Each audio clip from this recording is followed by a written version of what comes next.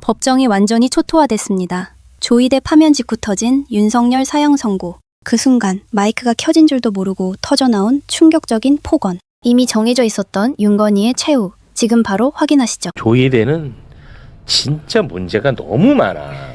근데 지금 전당대회 이슈 때문에 이게 너무 많이 묻혀 있어가지고 정말 속상합니다. 지난 3월에 노태학 대법관이 퇴임을 했어요. 그런데 조이대는 후임 대법관 제청을 아직도 하지 않고 있어요. 후보 추천위원회가 이미 1월에, 그러니까 퇴임 전에 후임을 결정을 해야 될 거 아니야. 지난 1월에 후보 4명을 추천해둔 상태야. 그거 소개 좀 해주세요. 네, 실제로 4명 1월에 이미 추천을 했습니다. 김민기 수원고법판사, 박순영 서울고법판사, 윤성식 서울고법 부장판사, 손봉기 대구지법 부장판사. 그 4명을 추천 1월에 이미 했습니다. 이미 1월에 했습니다. 그러면 이 가운데 조이대가 한 명을 택해가지고 대통령에게 제청하며 대통령이 임명하면 되는 거예요. 근데 안 하고 있어. 몇 달 전에도 왜 안 하냐 그랬던 것 같은데 아직도 안 했네. 근데 뭐 뾰족히 뭐 때문에 안 한다는 말을 안 하고 있습니다. 그런데 또 이제 9월이 되면은 이흥구 대법관이 퇴임을 합니다. 근데 이거는 지금 절차를 밟고 있습니다. 후보 추천위원회가 이제 4명의 후보를 추천했거든요. 그것도 좀 소개를 해주실까요? 김문관 부산지방법원장, 김성수 서울고법 부장판사, 김예영 서울 남부지법 부장판사, 김정중 광주지법 부장판사가 추천이 됐습니다. 네. 자, 우리 법조인이 나와 계시니까 이거 저는 매우 심각하게 보는데 왜 세상은 조용한지도 궁금합니다. 너무 심각한 상황이고 위헌적 상황이 발생하고 있는 거죠. 그러니까 대법관이라는 지위를 한번 생각해 볼 필요가 있습니다. 최종적 법 해석권을 가지고 있는데요. 우리가 미국의 유명한 법 속담 중에 이런 게 있어요. The Constitution is what judge says it is라 그래가지고 사실은 법은 판사가 말하는 것이 법이다. 그러니까 대법원은 엄청난 위상을 가지고 있는 거거든요. 그런데 그 구성 자체를 지금 하지 않고 있는 상황이기 때문에 국가의 기능에 마비 상황이 오고 있는 거예요. 쉽게 말하면 지금 김건희 씨 재판 같은 경우가 전원합의체로 올라갔잖아요. 전원합의체로 올라갔는데 지금 12명의 재판관밖에 없기 때문에 8월 중에 심리를 하더라도 이게 6대6가 그 짝수가 지금 전원합의체를 해야 되는 이상한 상황이 발생하는 겁니다. 그러니까 이 숫자가 맞지 않고요. 그리고 만약에 조금 더 9월까지 이게 미루어지게 되면 대법원의 소부 하나가 기능을 못하게 되는. 왜냐하면 이용구 재판관님이 지금 그만두시게 되면 대법원이 소부가 4명의 재판관으로 들어가야 돼 한 부가 기능이 마비되거든요. 이렇게 되면 헌법 기능이 마비된 거예요. 위헌적 상황이에요. 위헌적 상황이고 사실은 이게 유사한 상황이 있었어요. 그 한덕수 권한대행 시절에 그 최상목 권한대행 같이 하고 있어요. 최상목 권한대행에서 한덕수 권한대행으로 하죠. 마은혁 재판관 임명과 관련돼 가지고 재판관을 임명하지 않는 것이 위헌이다. 그 헌법소원 사실 제가 냈었거든요. 맞아. 그 뭐 당시에 여러 가지 헌법소원을 냈었는데 이게 그 당시에는 이제 진행이 되면서 그 또 재판관 임명에 대한 뭐 가처분도 받고 흘러가서 어떻게 해결이 좀 됐잖아요. 당시에도 마은혁 재판관 임명과 관련해서 왜 임명을 안 했느냐 하면 사실은 탄핵과 관련된 정족수와 관련된 문제가 있었어요. 그러니까 지금 제청을 안 하는 것도 분명히 어떠한 그런 내부적인 그 내심에 어떤 정치적 의도가 있다고 봐야 되는 거죠. 아, 그럼 무서워요. 그래서 그게 무섭다는 거예요. 아니 그러면은 이것에 대해서 법적 절차로 우리가 뭔가 혼내주거나 견제할 수 있는 방법은 없어요? 가장 확실한 헌법상 확실한 방법은 탄핵입니다. 이게 위헌적 상황을 발생시켰고 이것이 위헌이다라는 건 이미 판례로도 나와 있거든요. 재판관 임명에 대한 제청은 제청할 수 있는 권한이 아니고요. 제청해야 하는 의무예요. 이런 식으로 이미 다 판례가 정립되어 있기 때문에 의무를 이행하지 않은 것이기 때문에 탄핵 사유가 성립을 하고요. 그리고 사실은 이 자체가 대법원에서 재판받는 어떤 개인의 입장에서는 내 재판 청구권의 침해다라고 헌법소원까지 갈 수도 있는 뭐 이런 사안이 된 거죠. 대법에 내 사건이 가 있는 사람은 내가 재판받을 권리를 지금 침해당한 게 될 수 있으니까. 당시에 마은혁 재판관 같은 경우는 제가 포고령 위헌 헌법소원을 냈던 당사자이기 때문에 재판 정권 침해로 구성을 해서 헌법소원을 낸 거였는데 지금도 헌법소원 대상이 되는데 물론 헌법소원이 진행되는 과정에서 조희대 대법원장 임기가 또 문제가 되고 뭐 그런 게 있겠. 탄핵이 가장 빠른 방법이라고 저는 생각하고 있습니다. 탄핵 사유는 분명히 된다라는 입장이시죠. 이렇게 생각할 필요가 있어요. 이게 대법원장이 제청이라는 게 역사적인 걸 잠깐만 설명을 드리면 사실은 유신헌법 전에는 대법관 추천회의라든지 어떤 이런 그 절차가 있었거든요. 대통령이 대법원장을 임명하면 대한민국의 모든 대법관은 대법원장이 제청하도록 돼 유신헌법 때 들어온 겁니다. 이게 사실 우리가 개헌을 하면 이 부분도 지금 손을 봐야 되는 굉장히 중요한 조항이에요. 현재 대법원이요. 현재 대법원 중에서 그 조희대 대법원장이 제청한 대법관이 몇 명인지 아십니까? 현재 예, 6명입니다. 6명이고요. 그러니까 조희대 대법원장까지 찌면 그러니까 이 6명의 대법관은 나는 조희대 대법원장이 제청해 준 사람이야. 라는 어떤 것을 벗어날 수가 없겠죠. 네. 그러니까 조희대 대법원이라는 말이 나올 수밖에 없는 거죠. 이런 상황이 지속되고 있는 거거든요. 네. 이게 이런 구성과 관련된 건 헌법적 문제가 좀 이제 개헌으로서 고쳐져야 되는 것이고 가장 하여튼 확실한 거는 현재 제청 권한을 행사하지 않고 있는 것은 위헌적 상황이라는 겁니다. 네. 마침 또 국회의원 한 분이 나와 계시니까 네. 이 조희대 대법원장 탄핵 이게 탄핵 사유가 100% 된다고 하더라도 이 정치적으로 좀 부담이 되기 때문에 여당이 움직이는 건 사실 좀 쉽지는 않죠. 그렇습니다. 그쵸? 왜냐하면 예. 지금 이재명 정부 1년 동안 권력기관에 대한 개혁을 집중적으로 해왔잖아요. 그러니까 이게 특히 또- 검찰 개혁을 집중적으로 해와서 마음에 안 들죠. 조희대 대법원장 하는 짓 보면 방금 우리 변호사님 말씀처럼 맞아. 꿍꿍이가 있죠. 예. 야, 끝날 때까지 불안해요. 불안해요, 진짜. 불안한데 이게 개혁에 대한 여러 가지 생각들이 있다 보니까 네. 여러 가지 정치적으로 부담스러움을 느끼는 의원들이 꽤 있습니다. 그렇죠. 나도 이게 정말 너무 화가 나고 당장 탄핵시켜야 된다. 예. 이렇게 나는 말하는 건 쉽고 나는 그렇게 말할 거예요. 그런- 하지만 또 예. 정치인으로서 이게 또 쉽지 않을 것 같긴 해요. 대통령 임기가 5년이잖아요.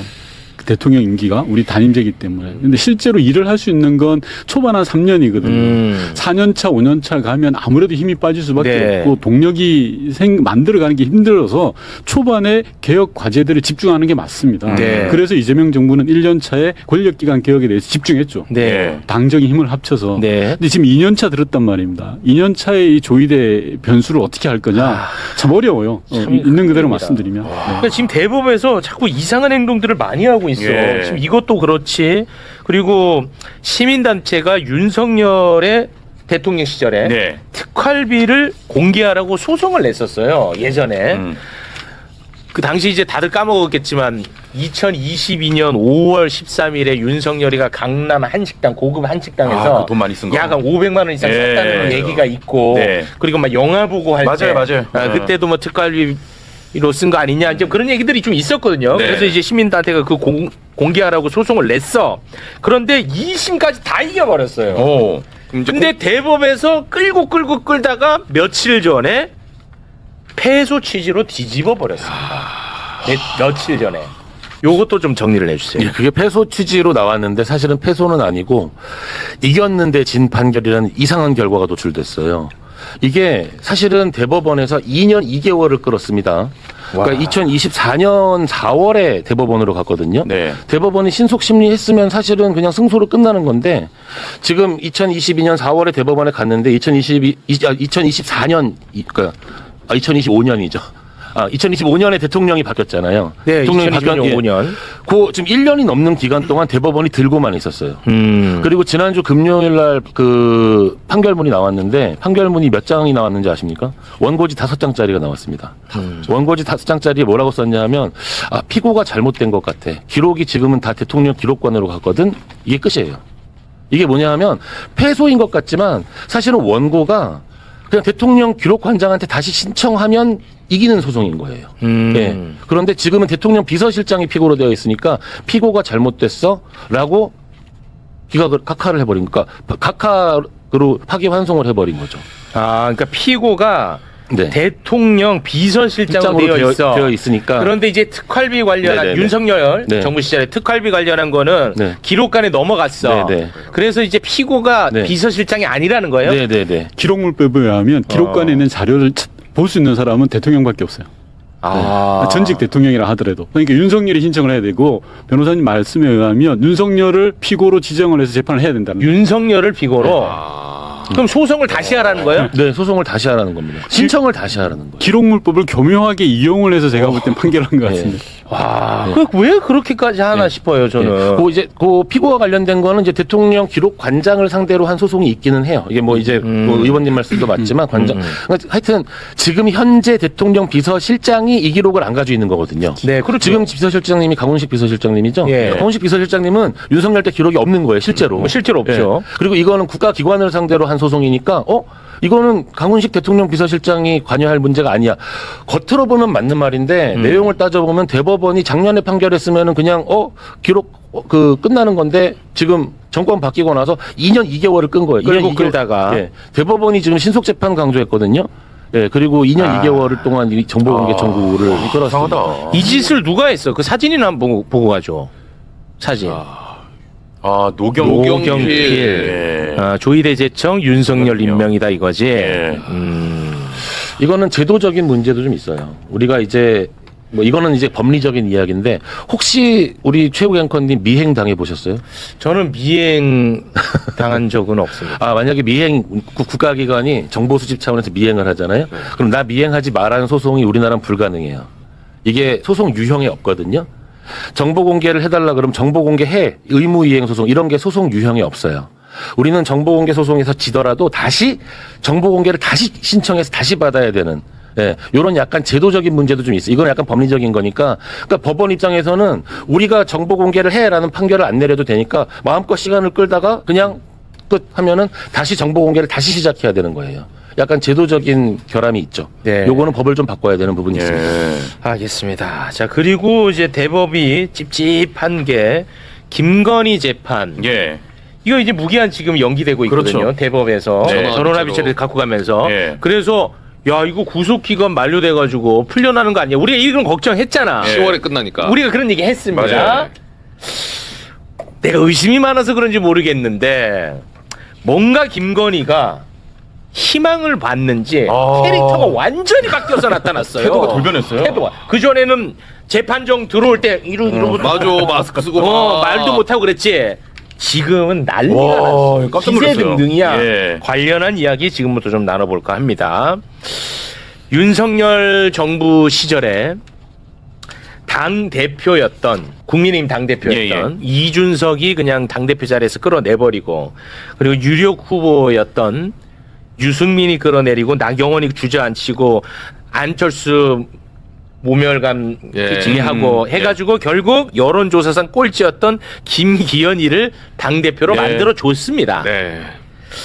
그렇게 당대표가 된 김기현이가 고마울 거 아니겠습니까? 예, 그 감사의 마음으로 김건희에게 267만 원 상당의 로저비비의 클러치인가요? 클러치백. 예, 클러치백을 보낸 혐의를 받고 있습니다.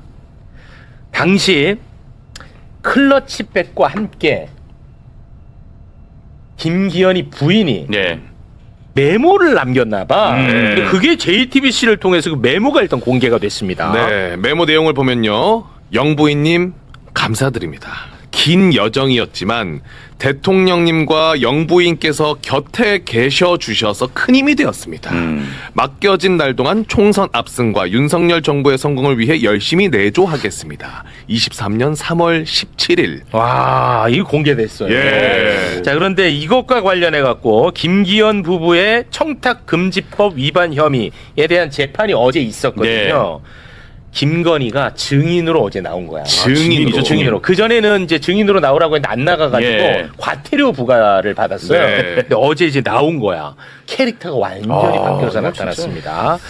자, 얼마나 기세등등했는지 조금 웃기는 대목들도 좀 있어요. 네, 그거를 좀 한번 자세하게 소개 부탁드리겠습니다. 특검 쪽에서 가방을 받았냐라고 물어보자 직접 받은 게 아니라서 잘 기억이 안 나요. 영부인에게 클러치백은 필수템입니다. 옷 색깔마다 필요해서 짝퉁을 많이 샀어요. 클러치백이 많습니다. 로저비비의 짝퉁부터 당근마켓에서 샀어요. 그러자 특검이 아니 여당 당대표나 부인한테 명품을 받는 게 이거 이례적으로 보인다 라고 물어보자 검사님 그간 영부인 수사 다 해봤어요? 저만 했죠? 그런데 어떻게 이례적이라고 그렇게 하나요? 나만 해봤잖아. 야, 김건희 조금 요거는 논리적이야. 아, 이거 논리적이야. 네. 영부인이 당대표 부인한테 이 명품 받는 거 이거 이례적이지 않냐? 나만 받았는데 유일하게. 이례적이지 않냐 했더니 너 영부인 거 다 조사해봤냐? 논리적이야 이거는. 야, 기재이 근데 등등합니다. 태도가 돌변했네 진짜. 돌변했어. 이제 그래가지고 판사가 네. 이제 좀 중재를 하려고 아니 예. 이런 거 물어볼 수도 있지 않냐 했는데 판사도 그냥 물어버립니다.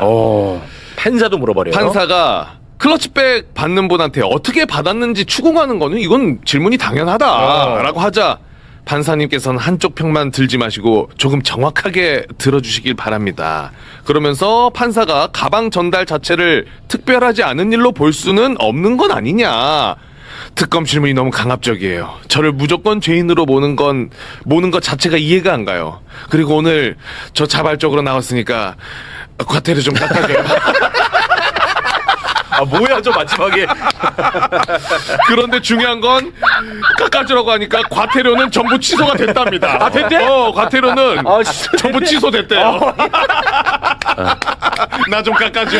아, 야. 진짜로 없앴죠. 이게 그랬어? 명품백 수수에 대한 재판이니까 명품백을 받은 사람이 증인으로 반드시 나와야 되잖아요. 이 사람이 없으면 재판이 안 되죠. 아, 네. 근데 이 사람이 증인을 그러니까 거부하면 과태료를 부과하거든요. 요 재판에 대한 과태료만 이야기하는 거니까 다른 게 뭐 취소됐다 이런 건 걱정하실 필요 없어요. 아, 그러니까 예, 예. 요건과 관련해서 요 재판에 대한 것만. 예.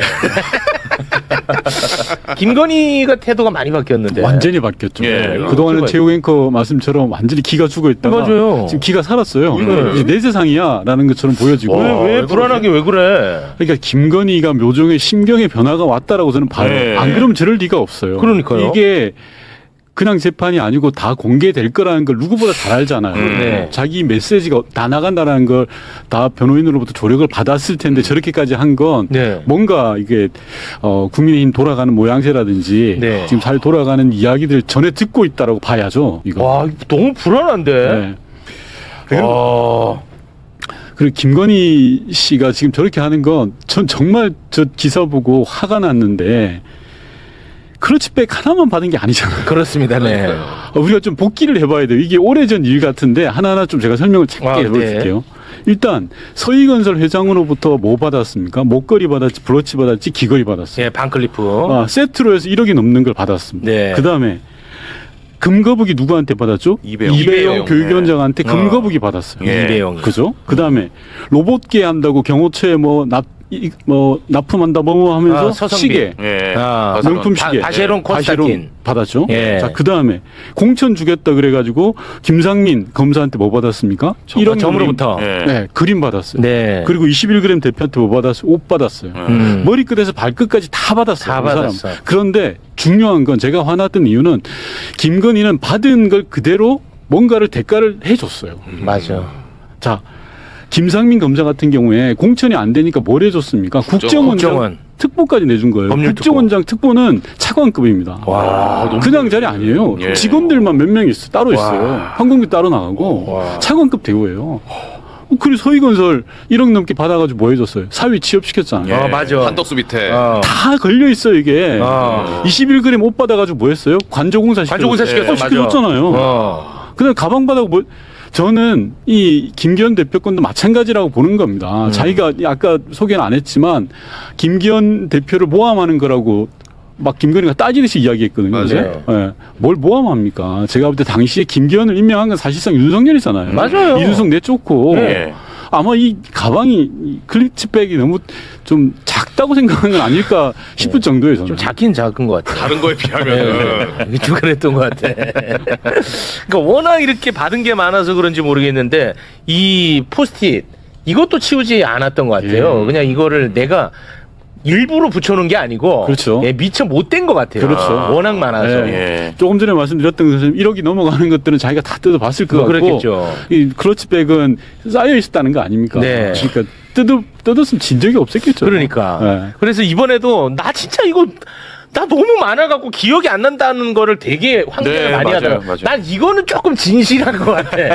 이게 진짜 침묵마저도 나는 가짜라고 보는 사람인데 네네. 요거는 조금 그렇죠. 진짜에 가깝지 않느냐. 알았으면 뗐겠죠. 어. 떼고 나서 어떻게든 조치를 했겠죠. 네. 알았으면 김기현한테 받았다는 건 크니까. 이거. 그렇습니다. 네. 근데 저 당근에서 샀다는 건 거짓말인 것 같은데요? 당근. 설마 당근에서 샀을까요? 진짜? 에이 그럴 리는 당연히, 없죠. 예, 그죠? 네.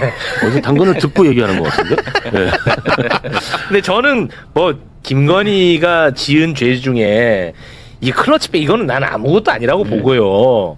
나는 이게 중요한 게 아니고 뭔가 일련의 지금 흐름을 김건희가 나름대로 읽고 있는 것 아닌가? 왜냐 네. 이상민 한덕수도 대법에서 전원합의체로 갖고 가버렸단 말이에요. 조이대가 그 흐름을 나는 김건희가 읽고 이렇게 변한 거 아닌가 하는 것 때문에 제가 두 분을 모셔서 이야기 듣는 거예요. 그럴 가능성이 충분하고요. 네. 특히나 불법 내란과 관련해서 김건희는 혐의 사실이 없어요 지금. 내란과 맞아요. 관련해서. 네. 그러니까 지금은 사실 이 뇌물 받은 걸로 해서 7년을 받았잖아요. 네, 7년. 선고. 근데 지금 핵심적인 내란을 몰랐겠습니까? 무조건 김건희가? 알았다고 봅니다. 모를 수가 없죠. 모를 수가 없죠. 그 명단을 어떻게 모를 수가 있을까? 저는 김건희가 연루돼 있다고 생각을 하고 네. 그 일련의 과정에 굉장히 중요한 역할을 했을 거다라고 생각을 하거든요. 네. 근데 지금 종합특검이 이번 달로 이미 끝나요 조사가. 그러니까 내란 수사와 관련된 건 매조지가 되어가는 형국이니 제 추론입니다. 저희 내피셜인데 김건희 입장에서는 그래 정말 큰 혐의 하나는 털어내는 거잖아요. 엄청난 거죠. 네. 이거 그냥 넘어가는 거예요. 자범 자기 수준에서 볼 때 자범들이 몇 개 남아 있어. 이거야 뭐 어떻게 하겠지라고 지금 대법에 대한 기대도 있을 거고 조이대 대법에 대한 기대도 있을 거고 아까 말씀하신 것처럼 한덕수 건도 그렇게 되는 상황에서 네. 그렇지 않고서는 저렇게 고개 맞아요. 빳빳하게 들고 재판장에서 저렇게 이야기한다? 쉽지 않죠. 저는 쉽지 않다고 봐요. 뭔가가 있는 거죠. 그 체포 명단에 내란 당시에 그 한동훈이 들어가 있는데 저는 이거 무조건 김건희 작품이라고 네, 보거든요. 김건희. 저는 아니, 어떻게 내란을 몰랐겠습니까? 네. 1년을 넘게 준비한 건데 윤석열이 그렇습니다. 그걸 어떻게 몰라요? 사실상 윤석열을 조종하다시피 한 게 김건희라는 게 정설인데. 맞습니다. 아 그래서 이거는 정말 이 가볍게 볼 일 아니다. 네. 이거 진짜 전 너무 두려워요. 조이대가 지금 무슨 생각을 하고 어떤 식의 지금 그림을 그리고 있는지 너무너무 무섭다. 꼭 우리 힘 있는 두 분이 관심 가져주시기 바라겠습니다. 저는 힘이 없는데요.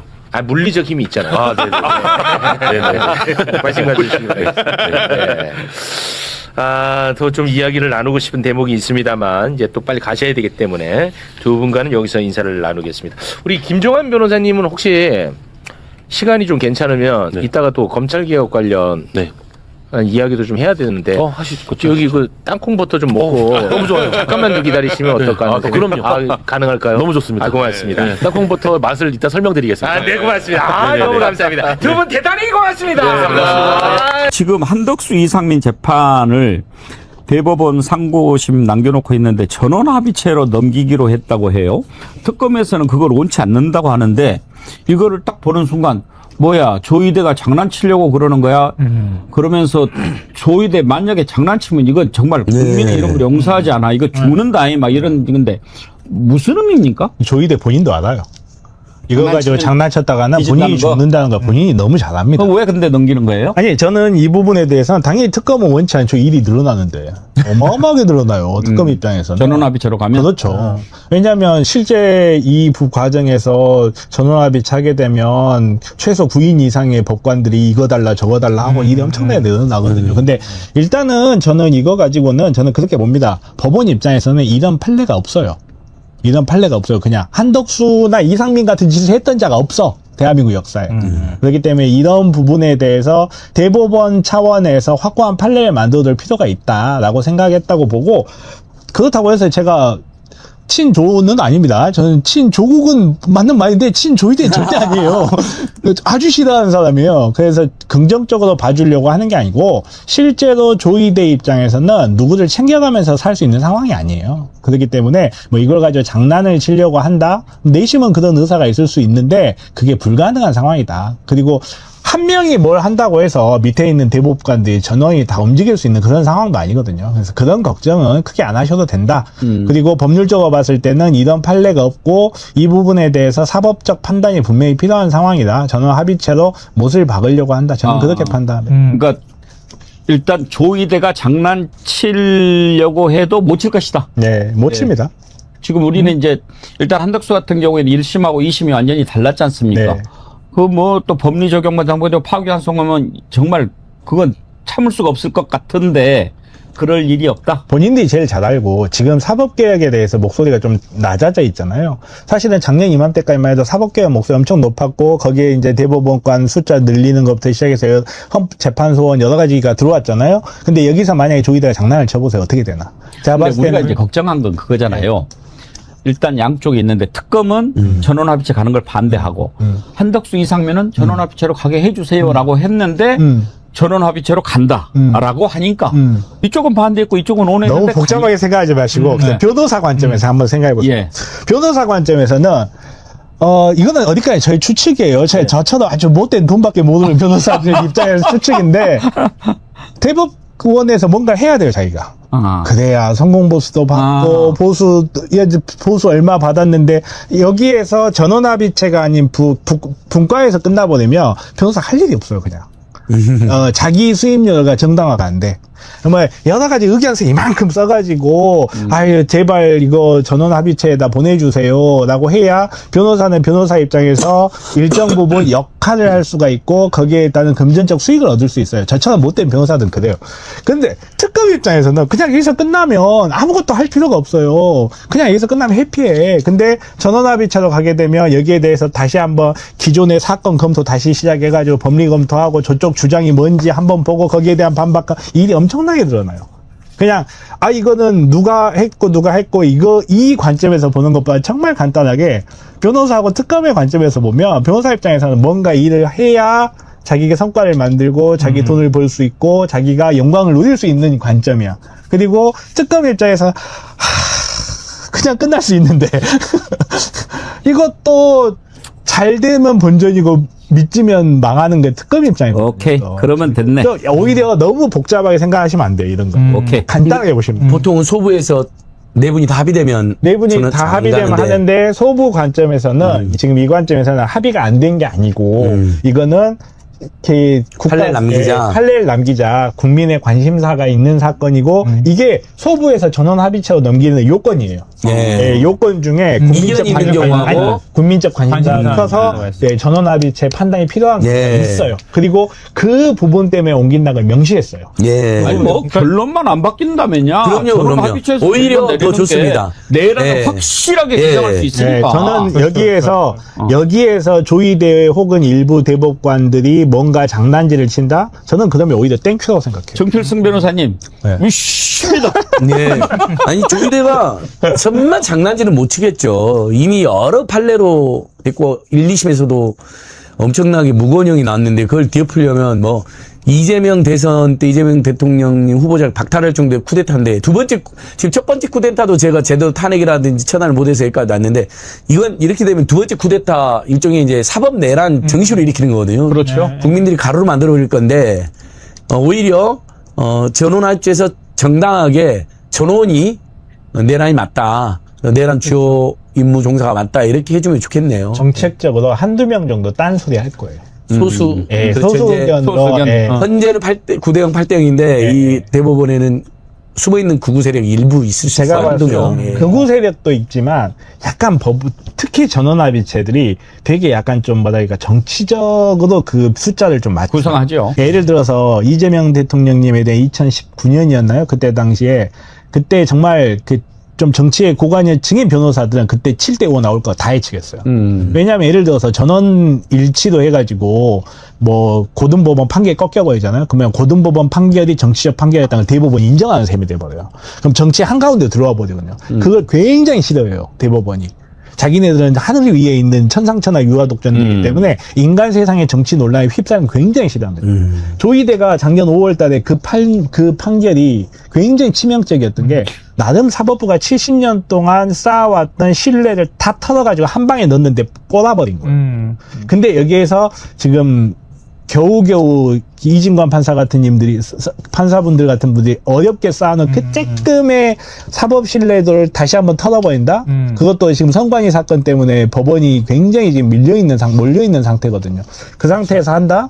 저는 오히려 땡큐라고 하는 게 저는 솔직히 한덕수, 이상민 같은 사람들 중요치 않아요. 이 사람들이 20년을 받건 10년을 받건 저는 중요치 않습니다. 오히려 그런 식으로 해가지고 사법 개혁에 물꼬를 터주는 게 저는 더 좋을 수도 있다고 생각합니다. 한덕수 같은 경우에는 1심에서 징역 23년 이진관 판사가 내렸고 2심에서 8년 감형이 됐고 이상민 1심 징역 7년 2심 징역 9년 이진관 판사가 했죠. 근데 유독 이진관 판사가 내린 판결에 대해서만 대법원이 전원합의체 회부를 해버리니까 여기에 대해서 좀 의심이 많이 갑니다. 의심이 많이 가는데 지금 조희대가 그럼 이걸 빨리 해야 되는데 전원합의체를 그럼 언제 할 거냐. 대법관이 이제 26명으로 늘어나는데 지금 한 명 빈자리도 지금 채우질 못하고 벌써 반년이 지나고 있습니다. 노태학 대법관 자리 조희대가 지금 추천을 안 하고 있어요. 재청을 해야 되는데 근데 이 대법관 한 명의 공석이 곧 두 자리로 됩니다. 2026년 3월에 노태학 대법관 지금 수사받고 있죠. 공석이 됐고 8월 4일에 4명 추가 추천했는데 9월 7일에 한 명 이용구 대법관이 또 퇴임을 해요. 그래서 2명이 없는 상황에서 전원합의체를 할 수는 있는데 이렇게 질질 끄는 이유가 도대체 뭐냐라는 거죠. 조희대가 왜 이렇게 질질 끄는 거냐. 우리는 의심을 할 수밖에 없잖아요. 너무도 황당한 짓을 많이 했기 때문에 거기에 대해서는 좀 지켜보되 이 정도 하면 될 것 같습니다. 결과는 좀 지켜봐야 되는데 어찌됐든 이렇게 되면 지금 김건희 사건 전원합의체로 넘어간 게 있잖아요. 명태균 여론조사 무상수수 그리고 도이치모터스 조가 조작 2심 징역 7년 나온 거 지금 대법원에서 전원합의체로 넘겼는데 그것 때문에 김건희가 혹시 10월 말에 그러니까 석방될 수 있다. 석방의 조건은 보석이겠죠. 돈을 걸고 10월 말에 김건희가 지금 석방될 가능성까지 나오는 상황에서 유독 모든 사건을 지금 사실은 내라는 모르겠습니다. 국민 관심사고 중요 사건 맞으니까. 근데 김건희 사건을 왜 전원합의체로 갔을까? 좋게 해석하면 정치자금법상 김건희도 정치자금법상 처벌할 수 있는 정치인의 범주, 정치인 관계자죠. 정치 관계자로 넣을 수 있다. 이런 판단을 하려는 것 같은데 의심은 좀 돼요. 오히려 도이치모터스에 김건희 유죄 준거를 엎으려고 하는 거 아니야라는 걱정도 좀 되거든요. 거기에 대해서. 근데 그런 일이 있으면 우리 국민들이 가만히 있지는 않을 거야. 가장 중요한 주제는 아무래도 이제 한덕수와 이상민 2심에 지금 끝났는데 이 사람들을 대법원에 전원합의체로 지금 부르려고 합니다. 전원합의체로 부르려고. 근데 전원합의체가 뭐냐고 하면 대법관이 13이잖아요. 그리고 한 명이 이제 대법원장 14인이 모두 모여서 이제 회의를 하는 게 전원합의체다. 근데 평소에는 어떻게 하냐면 원래는 소부에서 소부는 4인으로 이루어져 있습니다. 그래갖고 여기 주심 대법관이 있어요. 주심이 이제 제일 중심이죠. 그러면 이 4인 소부에서 사실은 그냥 3심 확정을 하면 되는 건데 확정을 하지 않고 지금 전원합의체를 소집을 요구를 했단 말이에요. 근데 이렇게 소집을 요구할 수 있는 게 대법원 이제 예규 규정에는 있긴 있어요. 근데 뭐냐면 국민관심사는 맞죠. 국민관심사 중대 사안에 대해서는 소부에서 하는 것보다 모양새 자체가 우리 모두가 의논하는 게 어떻겠냐라는 건 맞습니다. 근데 거기에 맞는데 문제는 지금 그게 아니죠. 지금 한덕수 같은 경우는 원래 8월 7일에 3심 확정이 됐어야 되는데 이틀 전에 이거를 결정하다 보니까 불필요하게 지금 오해가 나오는 것인데 어찌됐든 이번에 전원합의체 이거는 CP3 계엄 사건 첫 번째 전원합의체고 대법원에서는 역사적 판단이 필요한다 이렇게 하는데 이게 이해가 됩니까? 역사적 판단 필요를 왜 이틀 전에 합니까? 그 진작하든지 시간을 내내 질질 끌다가 초반에 바로 상고심 올렸을 때 이거는 전원합의체에서 하겠습니다라고 하면 누가 의심을 합니까? 근데 지금 3심 내려야 될 임박해가지고 이렇게 하니까 의심을 할 수밖에 없고요. 문제는 한덕수랑 이상민이 이걸 요청을 했다는 거예요. 소부에서 하지 말고 전원합의체에서 해주세요라고 상고심을 할 때 이 사람들이 요구를 했는데 이거를 받아들였다는 것이고 특검은 반대를 했습니다. 근데 이 사람들이 요구를 받아줬으니까 당연히 미심쩍을 수밖에 없지 않나요? 그런 상황인데 그렇다면 대법원 조희대 대법원은 왜 지금 이제 와서 전원합의체를 고집하는가? 8월 7일에 한덕수 선고시한 8월 10일 이 선고시한은 뭐냐면 특검법에 633 원칙이 있어요. 1심 6개월 2심 3개월 3심 3개월 이렇게 해서 12개월 안에 끝내라. 왜 이렇게 합니까? 이유가 있죠. 사회적 혼란이 너무 지속되잖아요. 내란을 빨리 끝내라. 그러니까 내란을 종식하자. 빨리 3심 확정을 해서 감옥 보내려면 보내고 끝내자라는 게 특검 법안에 있고 그게 취지인데 지금 이거에 대해서 조희대가 어떻게 했습니까? 작년에 이재명 대통령 후보죠. 이재명의 공직선거법 파기환송 했을 때 조희대가 뭐라고 그랬습니까? 그때 얘기했던 게 633이었어요. 그러니까 선거범죄도 이 원칙이 적용이 됩니다. 대법원에서 12개월 안에 선거범죄를 이 사람이 당선 무효를 빨리 시켜야 뭐 다음 선거도 하고 하니까 공직선거법은 이 633 원칙이 또 적용이 되는데 이 633 원칙을 들어서 조희대가 이재명 당시 후보를 대선 한 달 전에 갑자기 갑자기 심리를 해가지고 기록을 읽지도 않고 파기환송을 시켜버렸잖아요. 그 파기환송도 또 유죄 취지로 파기환송을 시켰어요. 2심에서 무죄였거든요. 2심의 무죄를 뒤집으려면 그 철저한 기록 검토가 있어야 되는데 뭐 한 20일인가? 잡자마자 제대로 그 사건 기록 보지도 않고 그냥 이렇게 해버렸잖아요. 이때는 이렇게 빨리 하더니 지금 윤석열에 대해서는 시간을 질질 끌려고 하고 있다라는 겁니다. 그래갖고 결국에는 이 사람들이 또 요구한 대로 해줬기 때문에 특검은 반대했고, 근데 뭐 말은 국민적 관심사, 역사적 평가를 자기들이 하겠다라고 하는데 이거 좀 납득은 되지 않죠. 그러니까 그러면 왜 이렇게 하려고 하는 거야? 라는 생각이 좀 들잖아요. 의심이 들지만 그러면 이 두 사건을 묶어서 뭘 어떻게 하려는 거지? 라는 생각이 드는데 내란 기준을 통일하려고 하는 건가? 라는 생각이 합니다. 그러니까 내란 중요임무 종사, 우두머리는 윤석열이고 내란 중요임무 종사와 내란 방조 혐의의 범위에 대해서 따지려고 하는 건가? 라는 생각이 드는데 이거 이렇게 분석을 해보니까 매우 이 가능성이 높아요. 그러니까 내란에 대한 기준 이번에 처음이니까 법적으로 이거를 전원합의체에서 명확하게 좀 정리를 해봐야겠다. 그리고 언론사 단전단수 논의 이거 같은 경우에는 한덕수와 이상민이 공소사실, 범죄 혐의가 겹칩니다. 중첩이 되니까 여기에 대해서 정리를 하려고 하는 건가? 그리고 내란 중요임무 종사자와 단순 방조의 경계를 설정하려고 하는 건가? 이건 좋게 해석했을 때 이겁니다. 좋게 해석했을 때. 근데 그래서 윤석열이 지금 2심 무기징역 2심 재판받고 있잖아요. 윤석열 재판을 위해서 일종의 마스터 판결 사전에 좀 정리를 하려는 건가라는 좋게 해석하면 내란의 법리를 확정하고 국무위원에게 필요한 인식과 가담 정도를 판단하고 직접 군을 지휘하지 않았어도 중요임무 종사로 처벌할 수 있는가를 좀 따져보려고 법리적으로. 대법원이 하는 것은 법리입니다. 법리. 징역 1년을 6개월로 하고 이건 안 되고요. 대법원이 할 수 있는 것은 무죄를 유죄로 만들거나 유죄를 무죄로 만들 수 있어요. 유무죄만 다툴 수 있는 겁니다. 대법원은 10년을 5년으로 깎고 5년을 무죄로 만들 그건 안 돼요. 그냥 10년이든지 아니면 무죄 취지로 사건을 파기환송한다고 하죠. 고등법원으로 돌려보내거나 반대로 유죄 취지를 무죄로 돌려보내거나 직접 판결을 하지 않습니다. 다시 고등법원으로 돌려보낸다는 거거든요. 근데 이래서 아마 좀 법리상으로 내란 중요임무 종사나 내란 방조에 대해서 정리를 하려는 게 아니냐, 법리적으로. 이렇게 좋게 판단하면 이렇다는 거. 근데 어찌됐든 여러 가지가 있지만 뭐 제가 개선한 건 아니고 여러 가지 AI 모델들을 제가 좀 돌려서 이 대법관들의 성향을 좀 분석하고 했을 때 이번에 두 사건 모두 그냥 2심의 확정, 그러니까 3심에서 그대로 확정될 확률이 제일 높아요. 그러니까 크게 걱정하지는 않아도 되는데 문제는 이거죠. 한덕수만 일부 파기하고 이상민은 그대로 확정될 확률도 10%가 넘는다.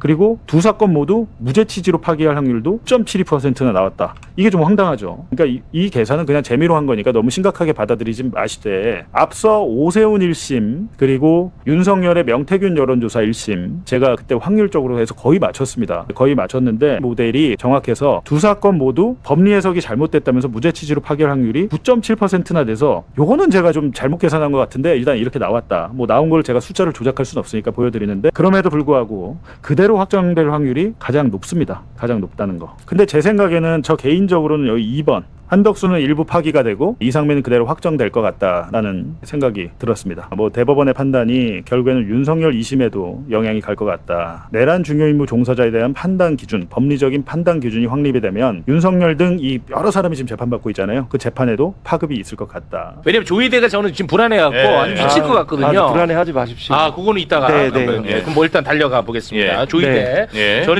저는 상당히 불안합니다. 현재 먼저 김건희 얘기부터 좀 해볼게요. 김건희는 서울 남부구치소에 구속되어 있어요, 현재.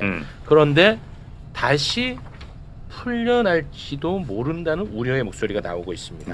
일단 김건희 어떤 죄로 구속되어 있는지 2심 선고 좀 정리 좀 부탁드리겠습니다. 도이치모터스 주가 조작 의혹, 이게 자본시장법 위반 유죄를 받았죠. 그리고 명태균 여론조사와 관련해서 정치자금법 위반, 이거는 무죄였습니다. 그리고 통일교로부터 여러 가지 이제 뭐 받은 거 있지 않습니까? 그 알선 수재 혐의 유죄. 그래서 징역 4년, 벌금 5천만 원, 그라프 목걸이 몰수했고 2,094만 원이 추징이 됐습니다. 그렇습니다. 근데 이 재판 관련해 가지고 원래 7월 16일에 상고심이 예정되어 있었거든요. 그런데 윤석열과 명태균이 여론조사 관련 유죄 선고가 나는 바람에 갑자기 이제 특검은 대법 선고를 연기해달라고 요청을 했고 대법이 그걸 받아줬어요. 그래서 24일에 선고하기로 했었거든. 그런데 갑자기 전원합의체에서 요거 판단하겠다 해서 지금 무기한 연기가 된 상태입니다. 이 재판이.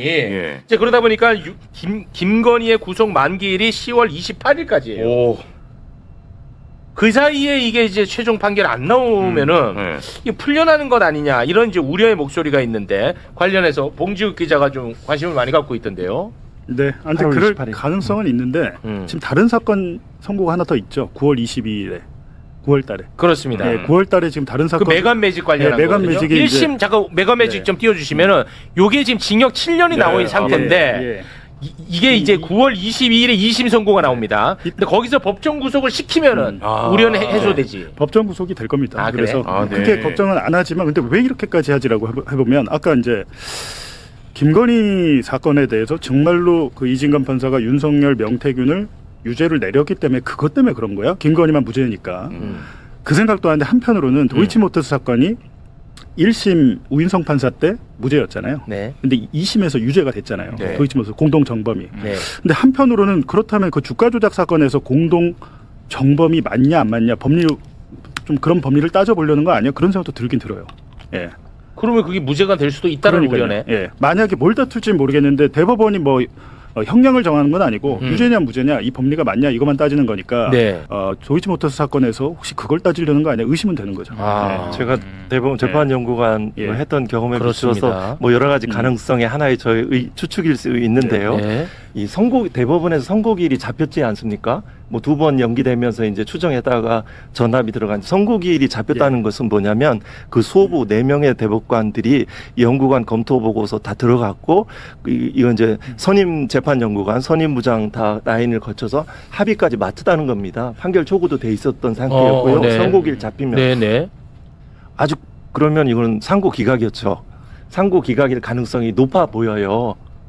그때 합의 들어갔을 때는. 그러고 나서 특검의 요청으로 이진관 재판부의 판결이 나오고 특검이 이제 연기해달라는 요청으로 이제 들어간 거죠. 네. 제가 추측할 건데. 그래서 그때 그러면서 이제 그 조희대 대법원장이 강조 이렇게 했던 것은 그 633을 지키자. 그죠? 그거는 네네. 그 입장들이 하급심까지 다 이렇게 전달될 정도였는데 본인이 이걸 어기게 되었거든요. 네. 대법원에서. 네. 그러니까 판사들의 언어로 말하면 모양이 빠지는 거죠. 네. 이걸 이러면서 위반하면서까지 이렇게 된 거는 당시에 상고기각으로 판결 주문이 나왔었는데 아마 10중 7, 8, 9쯤은 그럴 것 같은데요. 네. 그래 놓고 그러고 나서 이제 하급심에서 이진관 그 재판부에서 이제 유죄 취지로 나오니까 이 결론을 바로 바뀌려면은 별도로 이제 재합의가 좀 필요하잖아요. 새로운 연구가 검토가 있어서 아마 그럴 가능성들을 저는 생각해 봤습니다. 일단 제가 좀 워낙 무지해서 네. 상고 기각으로 아마 결론이 나 있었을 거다라는 표현이라는 것은 네. 그러면 2심 그대로를 인정한다는 취지예요? 그렇죠. 아, 네, 그 뜻이에요. 그랬으면 이진관 재판부의 판결이란 변수와 상관없이 그대로 선고가 됐겠죠. 그거가 배치되는 결론으로 합의가 되어 있고 판결이 작성돼 있겠죠. 선고기일이 공지가 되면은 이렇게 바꾸는 경우는 정말 아주 극히 이례적입니다. 아니 그러니까 다시 한번 좀 제가 좀 제가 쉽게 설명 네, 조금 어려워요. 어려워요. 하나도 못 알아듣고 저 있습니다. 진짜 최영진이. 아, 네, 네. 그러니까 김건희 2심 잠깐 좀 올려주시겠습니까? 김건희 2심. 예, 2심 잠깐 올려주시면은 자, 요게 이제 2심이란 말이에요. 징역 4년. 근데 요게 이제 상고심에서 판단을 받아야 되는데 상고 기각이라는 뜻은 이대로 판결하라는 취지예요? 네네. 아, 맞아요? 2심의 원심의 판단은 정당하다. 아, 그 뭐 뜻이죠. 상고의 주장은 이유 없다. 뭐 이렇게 판단을 하고 또 이진관 재판부의 그 판단과 배치되지 않는 그런 결론으로 유지하는 식으로 합의가 이루어졌고 합의가 됐을 때 선고기일이 지정되거든요. 오케이, 대법원이. 알겠습니다. 네. 그런데 이게 이제 전원 합의체로 갔다. 그거는 그럼 어떻게 해석이 가능하다는 거죠? 그거는 이제 이진관 재판부의 판결을 충분히 받아보고 그에 따라서 결론이 바뀔 수도 있다. 아, 예, 그러면은 그런 가능성들이. 아니 그러면 이것도 아마 못 알아들었을 텐데 2심 잠깐 좀 띄워주시겠습니까? 제가 부족해서 그렇습니다. 아, 아니. 제가 무식해서 그래요. 무식해서 그런 거예요. 예. 다시 좀 띄워주면 이 말씀은 뭐냐? 원래대로 준비된 거면은 이대로 명태균 아마 부분. 판단했을 거다. 아, 그렇죠. 근데 지금 전원합의체로 갔지. 그렇죠. 그것은 뭐냐?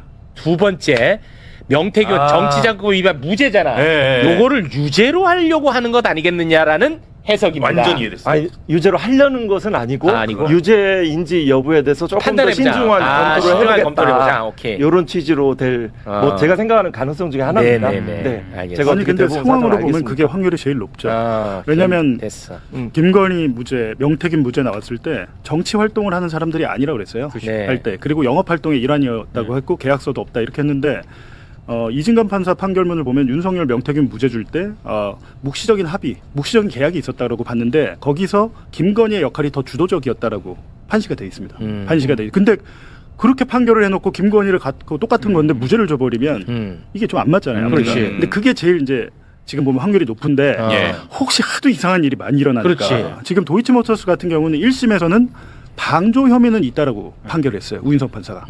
공동 정범은 아닌데 맞아요. 방조 혐의는 인정이 근데 된다. 방조로는 너네가 기소 안 했잖아. 예, 이렇게 방조 혐의로 니네가 기소가 안 해서 처벌을 못해 이렇게 됐는데 2심에서는 그냥 공동 정범으로 처벌을 해버렸거든요. 맞아요. 근데 여기에 대해서도 혹시 다시 볼 수 있는 게 아닌가라는 생각이 이제 걱정이 되는 거죠. 하도 이상한 짓을 많이 하고 있어요. 요거는 그러면 하나만 네. 석방 가능성에 비춰보면 이제 대법원도 상급심도 신급별 구속관이 6개월까지 되거든요. 8월 28일에서 한 차례 또 갱신하면 10월 28일까지 가고 기본적으로 이 사건에 대한 이제 기본적인 검토들은 돼 있어서 결국 재합의 때문에 그것만 필요한 절차이기 때문에 10월 28일 이전에 선고 가능성도 있고 말씀하신 대로 하급심에서 그 10월 28일 이전에 그 8월 28일 갱신된다는 걸 전제로 하는 겁니다. 네. 그러면 그 전에 이제 선고가 돼서 구속의 효력이 생기지 않을까 이렇게 생각해서 이 사건 자체는 한덕수 이상민 사건과는 그 이유와 좀 그 결이 성격과 다르다. 내용이 다릅니다. 오케이, 요거는 그러면 내가 걱정 안 해도 될 것 같아요. 네. 근데 이제는 요건 좀 걱정해야 될 부분이 있다고. 맞습니다. 저는 그렇게 생각합니다. 걱정하셔야 됩니다. 요거 자 여러분 여러분 조이대는요 만만하게 보시면 안 됩니다. 자 한덕수 이상민이 1심, 2심은 이미 나와 있는 상태입니다. 예. 그거 한번 좀 살펴봐 주실까요? 네, 한덕수는 1심 징역 23년을 선고받았고요. 항소심에서 좀 깎였죠. 예. 징역 15년. 그렇지. 그리고 이상민은 1심에서 징역 7년이었는데 항소심에서 2년 늘었습니다. 자 됐지. 징역 9년. 이렇게 나와 있어. 이 중요하다. 지금부터는 여러분도 좀 집중하세요. 자 그런데 특검법에 예. 1심 6개월 안에 맞춰라. 맞아. 2심 3개월 안에 맞춰라. 상고심 3개월 안에 맞춰라. 이게 633. 들어가 있어. 규정이. 네. 그래서 한덕수는 8월 7일 내일 8월 7일 내일인데? 선고가 끝나야 돼. 예. 그리고 이상민은 8월 12일 예. 선고 끝나야 돼. 그런데 한덕수하고 이상민이가 대법에다가 우리 좀 전원합의체에서 좀 판단해주면 안 돼? 라고 요청을 했어. 예. 그러니까 특검이 헛소리 하지 마. 그렇지. 특검 반대했어. 예. 그런데 대법에서 그거를 받아줘 버렸다고 이번에. 대법이 왜 받아줬는지 입장이 나온 게 있는데 그거를 설명해 주십시오. 한덕수 전 총리와 이상민 전 장관의 상고심 사건은 전원합의체에서 심리될 예정이다. 두 사건은 국민적 관심도가 매우 높고 역사적으로 사법적 평가가 필요하며 두 사람이 공범 관계에서 함께 심리될 필요가 있다는 점을 고려했다. 각 소부의 전원 합의체 심리 요청이 있었다. 와. 근데 우리가 지난 대선 직전에 조이대하고 한덕수하고 뭔가 좀 예. 우리가 알 수 없는 연결고리가 있는 거 아니야? 이런 의심을 했었단 말이야. 네. 그런 와중에 갑자기 한덕수 재판을 전원합의체 회부하겠다고 해버리니까 이게 아주 불안합니다. 그리고 더 문제는 뭐냐? 대법이 결국 이제 내란 관련해서 판단하는 거잖아요. 네. 내란 관련해서 법리를 엄격히 적용을 하면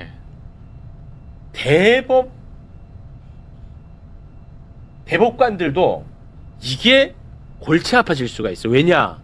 내란 당시에 대법원도 협조하려고 했다는 의심을 사고 있단 말이야. 맞잖아요. 맞습니다. 당시에 나왔던 그 헤드라인만 봐도 몇 개만 좀 띄워줘 보세요. 자, 대법원 계엄 상황 형사재판 관할 검토 중. 예. 조선일보도 한번 볼까요? 자, 대법원 비상계엄 관련 긴급심의와 간부회의 진행이란 헤드라인으로 비상계엄에 따라 사법권의 지휘와 감독은 계엄사령관에게 옮겨간다. 계엄사령관 지시와 비상계엄 매뉴얼에 따라 향후 대응을 마련할 것. 그러니까 한덕수에 대한 한덕수 부작위 논란이 있거든. 그렇죠. 예. 이게 1심, 2심 다르잖아요. 부작위 관련해서 판단이 다르단 말이야. 나 불안합니다. 이거 어떻게 좀 한번. 네, 저도 같은 취지의 그런 경계를 하고 있는데요. 나 그 불안해. 뭐냐면 이 사건은 아까 그 김건희 사건하고는 기본적으로 이유와 성격의 내용이 완전히 다릅니다. 그렇습니다. 이거는 굉장히 경계하고 잘 검토해야 될 사항이 많다라고 생각합니다. 그 중에 하나는 네. 불안해. 이 사건은 조금 제가 이렇게 역사적으로 말씀드리면 네네. 저는 그 한덕수에 대해서 조은석 특검이 내란 방조로 그 구속영장을 청구하고 네. 영장이 기각되자 맞아요. 그대로 그냥 불구속 기소했던 그 지점을 기억합니다. 굉장히 맞습니다. 중요한 지점이라고 봅니다. 네네. 왜냐하면 네. 요거는 집합범이기 때문에 내란 방조라는 개념 자체가 있을 수가 없는데 네. 그 내란 그래서 이제 이진관 재판부에서 내란 중요 임무 종사자로 공소장 변경하라고 그렇습니다. 했거든요. 그 왜 그랬을까? 이거는 그 한덕수의 행위는 구체적인 행위와 다르죠. 국무회의 뭐 이런 뭐 그 정당화 뭐 이런 국내외 관련들이 행위들이 주로 있는데 그 동일한 공간에서 대통령이 직접 지시하다를 할 정도의 그 가치를 가지는 중요한 행위들이 검찰 수뇌부, 그 다음에 대법원, 또 대통령실의 동일한 구조로 가지고 있다는 거죠. 네. 이거를 중요 임무 종사가 아닌 내란 방조 행위로 하면 결국 그에 따른 수사가 되는 것을 차단하는 효과가 가져오죠. 더 좁게 얘기하면 검찰에 대한 수사를 멈추는 거죠. 그 지점으로. 그래서 이제 어떻게 보면 법리에 밝고 정의로운 그 이진관 부장이 눈치채고. 공소장 변경을 요구했죠. 그리고 판결에 그걸 썼죠. 예. 국민의 눈높이에 맞는 부작위 부분도 설치도를 했고 맞아요. 여러 가지 요런 설치를 했기 때문에 결국은 제가 뭐랄까요, 되게 사법의 신뢰 그리고 일선법관의 재판의 신뢰들을 생각하면 이 대법원에 나는 입장 표명들은 대법원 전환 합의 저희 심리 절차에 관한 내규에 관한 그런 표현들이거든요. 네. 뭐 역사적으로 사회적 평가가 뭐 이에 보면 회피 규정이 있습니다. 그 중에 회피 사유 중에 사건의 성격이 있습니다. 말씀하신 대로 대법원장 등 대법원 수뇌부에서 내란의 밤에 있었던 혐의점들이 있지 그렇습니다. 않습니까? 그래서 이제 조은석 특검에서 그거를 무혐의 처분까지 하면서 그렇습니다. 나왔잖아요. 예, 무혐의 처분 굳이 하고 안 해도 끝났어요. 되는데 하고 그러고 나왔거든요. 끝냈잖아. 이게 동일한 구조기 때문에 이 사안의 성격에서 이 결론을 어떻게 가져가느냐에 따라서 또 그리고 판단 기준이 중요하지 않습니까? 그러면 그 내란의 목적과 의도에 관한 어떻게 판단 기준을 세울지, 그렇지. 부작위에 대한 뭐 판단 기준을 어떻게 가져갈지 이런 부분들은 구체적인 그 당사자들에 대한 재판하고 있는 당사자들에 대한 그 법리로서 판단 기준으로 그 향후 수사에 영향을 미칠 수 있기 때문에 맞습니다. 이 부분에 대해서는 제가 뭐가 타당한지는 그거 모르겠습니다. 모르지만 여러 가지 이거 가능성 중에 긴장하라가 하나가 저희가 그거 나도 깜빡하고 있었는데 네. 그래서 조은석 특검이 특검 기간 이제 마치면서 굳이 대법원은 내란 혐의가 없다라고 결론을 짓고 마무리를 그래서 지었다고. 이제 사법의 신뢰와 그 공정한 판결을 위해서 어떠한 방법이 좋을까? 그러면 스스로 회피하는 것이 더 좋을까? 회피하시는 것이 더 좋을까? 그렇지. 아니면은 이 상고 이유 주장은 대법원 판결문에 나옵니다. 뭐 피고인 측이든 변호인 측이든 또 그 검사 측, 특검 측이든 간에 그러면 기피 신청을 하는 게 맞을까? 뭐 여러 가지 공정한 재판을 기대할 수 없다는 그러면 이제 대법원 판결에 나오게 되니까 근데 이런 부분들은 과거에 그 누구죠 지기현 재판부 때 그 구속취소 석방에도 기피 신청을 하지 않은 재판 이 특검이거든요. 네. 그걸 기대할 수 있을까? 뭐 이런 생각도 해보고 상당히 불안하다. 여러 가지 이런 지점들이 있어서 상당히 불안해. 네, 이런 것들에 대해서는 좀 살펴봐야 될 것 같습니다. 상당히 불안하다고. 저 한덕수나 이상민은 맘 놓고 있었거든. 예, 그렇지. 네. 그리고 이제 정관 변호사들의 이제 이 신청들이 있었죠. 전원합의체 회부 신청들이 있었고 그걸 받아들인 그걸 받아들였어. 이게 네. 상당히 불안해. 이 봉juk 기자 혹시 뭐 취재된 근데 부분이 있습니까? 국민의힘에서 이제 작년 대선 때 새벽에 대선 후보 바꿔치기 할 때 네. 그때 조희대가 그 이재명 공직선거법 파기환송하지 않았어요? 맞아요. 그러니까 그때 의심을 많이 했던 거는 한덕수가 알고 있었나? 그런 의심을 많이 했잖아요. 그 당시에 했었잖아, 우리가. 그래갖고 그냥 무조건 나오면 되는 분위기로 그때 그래갖고 한덕수를 후보만 바꿔치면 될 것이다. 사전에 알고 등록하지 않았나라는 의심을 갖고 있잖아요. 우리가 그 얘기 많이 했었어요. 근데 그 말씀하셨듯이 저는 내란 방조 혐의 있잖아요. 한덕수를 내란 방조 혐의로 하게 되면 이상민을 뭘로 해야 됩니까? 이상민은 내란 중요임무 종사자고 국무총리는 방조다 이면 안 맞잖아요. 이 상황이면 저는 전원합의체가 가는 게 맞다라고 보는데 이진관 판사가 아니야 한덕수 너 내란 중요임무 종사자야 바꿨잖아요. 네. 전원합의체를 갈 이유가 없어요 지금. 그리고 가려고 했으면 지금 석 달 다 돼가지고 내내 버티다 가지 말고 갑자기 진작에 그렇지. 받자마자 한 달 안에 딱 판단을 했었어야 되는데 그렇지. 하루 전에 이틀 전에 지금 판단을 한 거 아니에요. 크다 이거. 근데 이거에 대해서는 하여튼 그런데 이미 이렇게 내려진 거를 무죄 취지로 뭐 파기환송한다거나 그럴 것 같지는 않고 그냥 생각을 해보면 한덕수에 대해서 이제 한덕수와 이상민이 딱 중첩되는 거 하나밖에 없습니다. 언론사 단전 단수. 그거 받아가지고 주잖아요. 네. 그거 딱 겹쳐요. 근데 그거에 대해서 만약에 한덕수의 뭐 혐의를 뺀다든지, 그러니까 일부 파기환송, 일부. 한덕수 징역 15년이잖아요. 근데 그 중에서 일부를 파기환송할 가능성은 있겠다는 생각 들고, 이상민은 뭐 그냥 될 것 같고, 이제 여러 가지 경우의 수가 있어요. 둘 다 무죄 취지로 그냥 다 니네들 무죄 취지로 파기환송을 할 것인가? 확률적으로 그럴 확률은 거의 없지 않아요?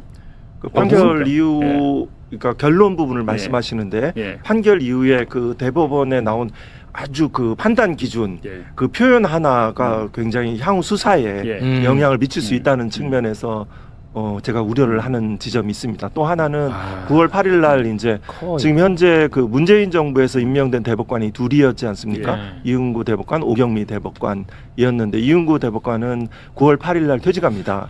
퇴직하고 그 나머지 그 대법관들은 현재 그 조희대 대법원장이 다 임명 제청했던 대법관들로 구성됩니다. 과거에 그 이재명 대통령 후보에 대한 5월 1일 공직선거법 파기환송 사건에 그것들의 이제 그 조희대 대법원장의 어떤 633 신속한 뭐 이런 논리들이 그대로 그 아주 함께 초고속 동참했던 사람들. 이례적인 기록도 보지 않은 상태에서 다 보지 않은 상태에서 이런 과거의 경험도 있어서 상당히 좀 우려하고 이 경계해야 되는 불안한데. 지점은 있습니다.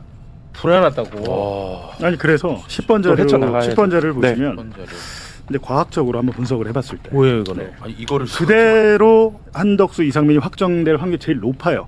두 사건 모두 예. 2심 확정 확률. 75% 정도. 그러니까 이게 무슨 확률이에요? 뭐 아니 뭐 계산 과정도 없이 그냥 우리 보고 외우라고 하면. 그거는 밝힐 수가 없습니다. 예? 하여튼 밝힐 수가 없고 제가 한 게 아니기 때문에. 아니 무슨 계산 아니, 과정도 없이 그게 아니라 그냥 이거는, 뭐야 이거는? 일종의 뭐 AI들이 한 거죠. 요즘 AI들이 이제 이런 법률을 분석을 잘한 제가 조건은 주죠. 왜냐하면 대법관들의 성향 분석이랄지 이런 것들을 다 주고 담당 재판장이 그걸 줬을 때 저는 가장 걱정되는 게 2번이죠. 저는 두 번째 이제 여태까지 제가 다 맞았잖아요. 윤석열, 명태균 유죄 나왔지, 오세훈 유죄 나왔죠. 맞았죠? 그때는 뭐 맞았죠. 소 뒷발에 쥐잡았죠. 그리고 이제 보면 두 번째 한덕수 일부 파기되고 이상민 확정될 확률이 10%가 넘는 걸로 저는 요렇게 될 것 같거든요. 이거를 10%인데 왜 이렇게 될 것 같다 그래? 예를 들면 이거를 전원합의체에 가서 또 질질 몇 달 끌 거 아니에요. 아니 근데 본인이 이걸 그리고- 갖고 와놓고 예. 본인이 이걸 안 믿으면 어떡해? 아니, 압도적으로 75%가 아니 있는데 본인이 이걸 갖고 와놓고 나는 근데 두 번째처럼 될 것 같아. 두 번째. 이 뭐야 이거 10%고 위에 건 75%인데 왜 10%에 따라가? 근데 이 바로 보세요. 이게 알파고가 이세돌을 못 이기듯이 이게 뭐 AI가 한다고 다 맞는 게 아니에요. 제가 볼 때는 이게 기자의 직관적 그 느낌으로 봤을 때는 그런 기자를 두 번째의 확률이 좀 있다. 근데 세 번째 확률도 생각보다 너무 높게 나온 거예요. 세 번째 볼까요? 세 번째 두 사건 모두 모두 무죄 이게 취지가 너무 높게 나온 거예요. 9.72%. 이거 보니까 이걸 못 믿겠더라고요. 요거 너무 보니까 높아. 너무 높게 잡았어. 하여튼 그렇다는 거. 너무 걱정은 안 하셔도 될 텐데. 우리 환동수 변호사님이 굉장히 불편합니다. 지금 같이 부른 거에 대해서 굉장히 아닙니다, 불편해요. 아닙니다. 네. 그 이제 뭐 데이터들에 대한 이 한계들도 있을 수 있겠죠. 불편해하십니다. 네, 아닙니다, 아닙니다. 네, 고맙습니다. 되게 야, 자, 걱정되네 진짜. 네, 좀 그러니까 걱정돼야 되는 거야. 예. 그리고 이 걱정을 많이 알려야 돼. 그렇죠. 그래야 여론이 형성되고 조이대도 부담을 갖지. 그렇죠. 그래서 이거는 계속해서 다뤄야 될 문제라고 맞습니다. 생각합니다.